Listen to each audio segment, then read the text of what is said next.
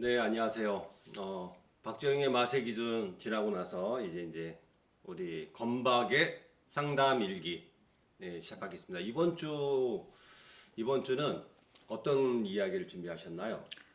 아, 며칠 전에, 네, 며칠 전부터 계속 이슈죠. 그리고 뭐 당분간은 계속 이슈겠죠. 네, 노벨 문학상의 네, 이제 한강 네, 이 수상자로 네, 선정이 되고 굉장히 많은 네, 많이 이슈가 됐는데 그 중에서도 논란도 되게 많이 있었죠. 네, 그렇죠. 축하하는 음, 뭐 그런 측면도 되게 많았지만 사실 네, 이제 채식주의자라는 책이 네, 논란의 이제 네, 중심에 떠오르는, 그리고 여전히 아직도 문제 제기를 네, 하고 있고 그런 네, 것들이 이제 실질적으로 언론에 계속 노출이 되고 음, 있는 상황이죠. 그래서 네, 사실은 이제 뭐 채식주의자뿐만 아니라 소년이 온다 뭐 이런 한강의 책들을 많은 분들이 네, 읽으셨고 또 이번 노벨 문학상 네, 선정되면서 많이들 또 읽으실 거라고 생각이 들어요. 그 중에서 네, 이제 채식주의자 네, 그러니까 왜 이렇게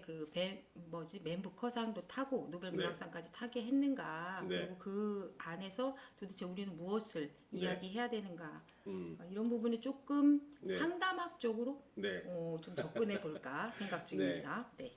일단 그 책에 대해서 채식주의자 책에 대한 이야기를 나누기 전에 그 노벨 문학상을 타는 건 우리나라의 영광이죠. 그죠? 엄청 축하할 일이고 영광이죠. 네. 네. 근데 그걸 가지고 뭐 굉장히 뭐 노벨 문학상 탄 자체와 한강 작가에 대한 어떤 있을 수 없는 어떤 망발을 하시는 분들이 좀 있어요. 이런 분들은 대한민국 사람인지 아닌지 굉장히 이 문제 관련해서는 꼭 한번 짚고 넘어가고 싶었어요. 도대체 아, 이분들은 대한민국 사람인지 아니면 아, 군부 독재의 자녀거나 아니면 친일파의 자녀가 아닐까 이런 생각이 들 정도로 말도 안 되는 억지들을 좀 부리는 것 같습니다. 이런 분들이 대한민국에 아직 남아있다는 거는 좀 굉장히 분노스러운 일입니다. 어떻든 이 한강 작가의 그 영광스러운 수상이 대한민국 한 사람으로서 같이 축하드리고 또 굉장히 또 자랑스럽습니다. 네.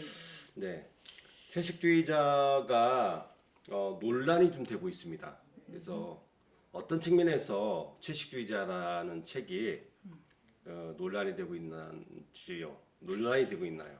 이제 몇몇 네, 단체에서 사실은 이제 이 네, 책이 청소년에게 유해한 도서다라고 이제 음, 이야기를 하고 있고요. 문제 제기를 하고 있고, 실제적으로 이제 경기도 교육청, 경기도에서 그렇죠. 경기도 교육청에서 이제 네, 유해 도서라고 해서 네, 이 책을 비롯한 뭐 눈먼자들의 도시 뭐 이걸 네, 포함해서 아주 우리가 왜 이런 일이 벌어졌지? 네, 왜 이런 책을 라고 하는 책들을 다수 포함한 그런 책들을 이제 유해 도서라고 선정을 하고, 실질적으로 이제 그 도서 목록에서 뺐죠. 학교 네, 문고에서도 네, 빼고 이런 상황들이 좀 벌어졌고, 지금도 여전히 네, 청소년의 유해 도서다, 청소년들이 에게 읽히면 안 된다라고 이제 네. 이야기를 하고 있고요. 계속해서 문제 제기를 하고 있는 상황입니다. 그 요지가 뭘까요? 청소년들에게 그 폭력적이라고 하는 그 요지는 뭔가요? 그, 일단 그 한강 작가의 책을 읽어보면 네. 굉장히 묘사가 잘 되어 있잖아요. 그러다 보니까 리얼한가요? 폭력적인 부분에 있어서 아주 묘사가 잘 돼 있고, 네. 읽으면 굉장히 남아 있어요. 오랫동안 잔상이. 저도 이제 읽고 나서 아, 한동안 되게 많이 계속 이미지화돼서 이제 떠오르는 장면들이 있거든요. 그리고 무엇보다 중요한 건 이제 그분들이 주장하는 거에 있어서 무엇보다 중요한 건 이거죠. 성적인 문제를 이제 다뤘는데, 실질적으로 이 채식주의자는 3부작이고 연작으로 되어 있어요. 그래서 여기 주인공 영애가 두 번째 이제 몽고반점이라는 곳 파트에서 형부와의 어떤 성적인 문제에 대한 부분이 이제 발생을 하는데, 그것이 이제 굉장히 잘 묘사되어 있고, 이 아, 이제 지금 현재뿐만이 아니라 계속해서 우리 사회에서 이제 허용되지 않는 것에 대한 부분을 이제 다루고 있기 때문에, 실질적으로 청소년들이 읽었을 때 네. 네, 왜곡된 성이나 뭐 이런 성적인 문제에 있어서 되게 폭력적인 성인식적일 수도 있고 아니면 이제 잘못된 성인식을 가질 수 있다라는 부분에서 이제 유해하다라고 이제 이야기를 하고 계시는 건 막 있어요. 그래서 어떻게 보면 이제 청소년 자녀를 두었잖아요. 우리도 이제 이미 청소년기를 네. 지나고 이제 성인이 되었지만 어쨌든 청소년기의 아이들에게 부모들이 가지는 염려, 걱정 이런 것들은 되게 많죠. 당연히 그럴 수 있고 네. 또 그런 측면에서 보면 그분들이 주장하는 거는 또 그분들의 입장에서 뭐 타당성이 있나요? 완전히 이거는 뭐 음. 절대 어떻게 그럴 수 있어라고 이제 할 수 있는 부분이 있는가에 대한 고민은 좀 해볼 필요 있다. 네. 라는 생각은 드는데 그거는 이제 책에 대해서 어떻게 이제 바라보고 있는지에 대한 관점의 차이일 수도 있고요.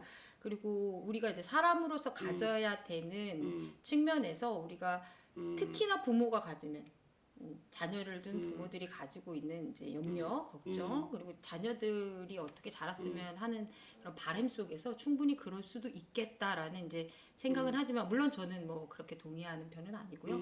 이제 그거를 얘기하려면 너무 많은 얘기들이 진행이 돼야 되는 거잖아요. 네. 그리고 실질적으로 채식주의자뿐만이 아니라 이제 한강의 책인 소년이 온다, 야 5.18을 다루고 4.3을 네. 다룬 이야기들이 이제 역사적인 부분에서도 또 이제 반대하는 경우들이 있는데 이것까지 그렇죠. 다 다루면 너무 어려워요. 네. 그리고 또 다 많은 얘기들을 해야 될 시간이 필요한데 저는 여기서 이제 폭력이라는 부분과 고통이라는 부분에 대해서 좀 인간의 심리적인 부분에 대해서 조금 네. 이 책에 나오는 측면을 가지고 이야기를 좀 나눌까 해요. 네. 다른 부분은 네. 나중에 네. 또 각각의 이제 관점에서 바라보시면 좋을 것 같습니다. 네. 네. 그래요. 제가 이제 실은 채식주의자를 읽어보지 않아가지고 제가 아까 잠깐 말씀을 좀 들은 건 이 스토리의 그 초반부에 어떤 여성이 어렸을 때 개를 잡는 모습을 보면서 굉장한 충격을 받았다 이런 이제 표현이 있는 것 같습니다. 네. 그런 표현들에서의 어떤 폭력적인 아니면 리얼한 어떤 표현들이 청소년들에게 이제 문제가 될 수 있을까요? 사실은 이제 이 책에서는 첫 번째 채식주의자에 대한 부분보다는 이제 몽고 반점이라고 하는 성적인 묘사에 대해서 그쪽에서 더 문제가 많이 되나요? 유해하다라고 이제 바라보는 편이고 제가 이제 얘기하고 싶은 거는 이제 인간의 폭력에 대한 부분과 네. 이제 사실은 인간의 폭력이라는 게 여기서는 이제 개를 잡는 전 과정에서의 이제 폭력성에 대해서 네. 이제 묘사를 한 부분이 있고 그걸 통해서 이 주인공 영애가 이제 이후에 채식주의자로 극단적인 채식주의자가 되는 과정들을 겪어내는데요. 그 안에서 이제 보여주는 것들에 대한 인간의 고통, 그리고 인간의 고통을 어떻게 바라볼 것인가에 대한 부분과 그 계속해서 이제 영애는 비정상적인 사람으로 이제 취급을 받거든요. 네. 우리가 이제 말하는 정상과 비정상은 도대체 무엇인가? 네. 뭐 이런 측면에서 그리고 네. 고통이라는 것들이 사실 동반되잖아요. 폭력적인 부분에 있어서는 네. 우리가 뭐 그냥 바라보는 것으로부터 폭력도 그러니까 고통도 있지만 내가 당한 폭력으로부터의 고통도 있고요. 그렇죠. 실질적으로 이제 이 채식주의자나 아니면 이제 한강의 책들이 사회적인 트라우마에 대해서 얘기를 하거든요. 그러니까 사회적으로 우리가 다 직접 경험하진 않았지만 사회에 같이 살아가는 구성원들 그리고 사회 안에서 일어나는 이런 폭력적인 부분들에 있어서 우리가 같이 고통을 느끼잖아요. 그런 그렇죠. 부분에서 사실 우리가 이제 고통이라는 것들을 어떻게 느끼고 또 그 고통을 느끼는 거에서 어떻게 우리가 이야기하고 있는가에 네. 대한 부분이 되게 중요한데 그런 것들에 대해서 이야기를 하고 있거든요. 이 책이. 네. 그거를 조금 더 이야기를 하면 좋지 않을까라는 네. 생각이 들었습니다. 네. 네. 사실은 이제 이런 거예요. 네. 우리가 고통을 느낀다라는 건 다 각자 경험하는 게 다르잖아요. 네. 뭐 예를 들면 아주 간단하게 감기에 걸리거나 아니면 손가락이 칼에 베었거나 이럴 때 우리 모두 다 다르게 고통을 느끼거든요. 그렇죠. 예. 그리고 사실 그걸 경험하는 사람도 다르게 느끼지만 그걸 네. 바라보는 사람들도 다르게 느낀단 말이에요. 그리고 맞아요. 많은 사람들이 자신의 잣대에서 그 고통에 대해서 얘기해요. 그렇죠. 뭐 예를 들면 우리가 이제 함께 느낄 수 있는 것들은 이제 함께 생각해 볼 수 있는 건 세월호라든가 네. 이태원 참사라든가 네. 우리가 이제 모두가 바라볼 수 있는 폭력적인 네. 현상에서의 고통을 네. 보면 누군가는 그것이 정말 너무 고통스러워서 삶을 그만둘 수 있을 만큼이고 또 누군가는 이제 그 고통에서 벗어나야 된다라고 얘기를 하는 네. 경우들도 많고요. 그렇죠. 고통의 정도들이 다 다르게 표현되는 것까지는 이해할 수 있으나 네. 그걸 강요하거나 네. 어느 부분이 정상범위라고 얘기하고 그 정상범위 안으로 이제 집어넣어서 그렇지 네. 않은 것에 대해서 이제 비판적 시각을 갖는 것, 비난하는 것들에 대해서는 되게 조심해야 되는데 네. 그 사람이 경험하는 고통이 심리적인 고통 부분에 대해서 우리가 공감하거나 이해하지 않고 네. 사회적 잣대로 그 고통에 대해서 이제 재단하는 경우들이 많단 말이에요. 네. 우린 그걸 다시 또 폭력으로 행사하잖아요. 그렇죠. 네, 그런 부분에 대해서 이제 이 채식주의자도 그걸 얘기해 주고 싶다라는 이제 생각이 많이 들었어요. 책을 보면서. 그래요? 네.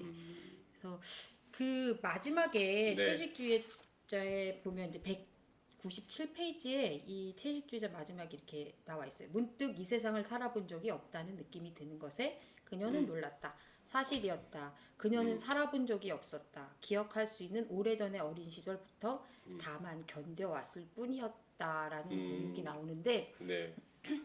그럼 뭐가 좀 이 대목이 뭐가 좀 얘기를 하고 싶은 건가 이 대목에서 네. 어떤 느낌이 드세요?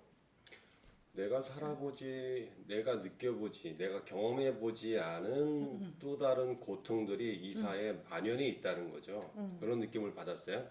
나는 이런 내가 경험해온 것만 힘들게 살아올 수 있지만, 느낄 수 있지만, 내가 경험해보지 못한 우리 사회에 존재하는 수많은 고통들이 굉장히 같이 상존하고 있는 거잖아요.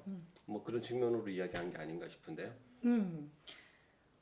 그런 측면도 있을 수 있고요. 저는 이렇게 느꼈거든요. 자기가 분명히 살았단 말이에요. 몇십 년을 결혼해서 이제 사는 과정에까지면 한 3, 40년 살지 않았겠어요? 30년. 네. 그런데 살아본 적이 없다고 느끼는 거예요.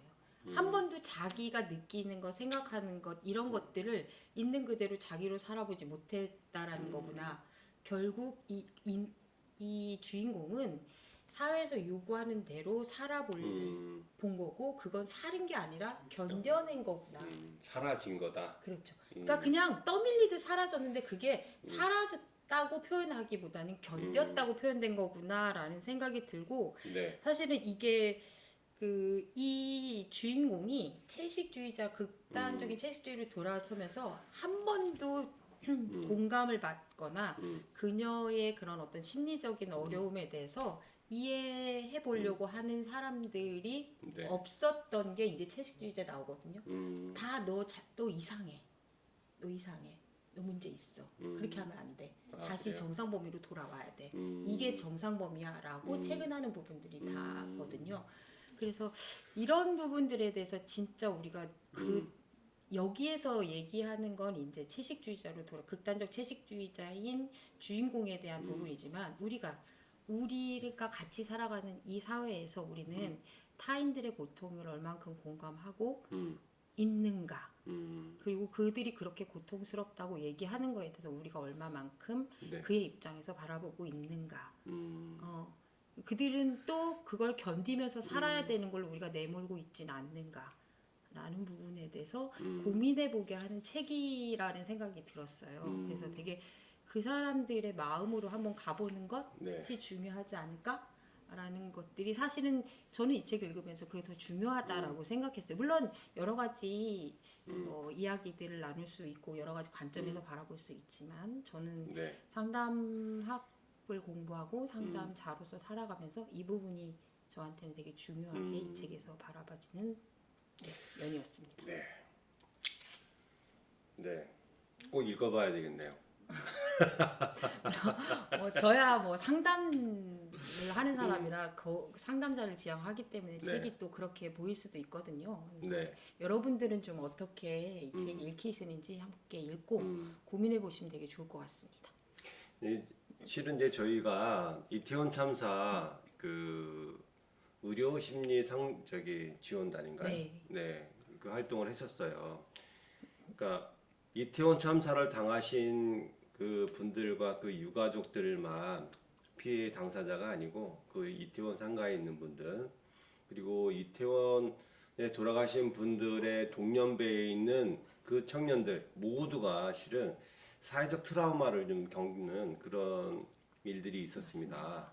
그래서 내가 꼭 그 어떤 사회적 폭력, 사회적인 어떤 재난을 당해서만 느끼는 트라우마가 아니라 우리 사회에 공존하고 있는 트라우마를 같이 느낀다는 거죠. 그래서 우리는 그런 것들을 굉장히 등한시하는 경우가 종종 있어요.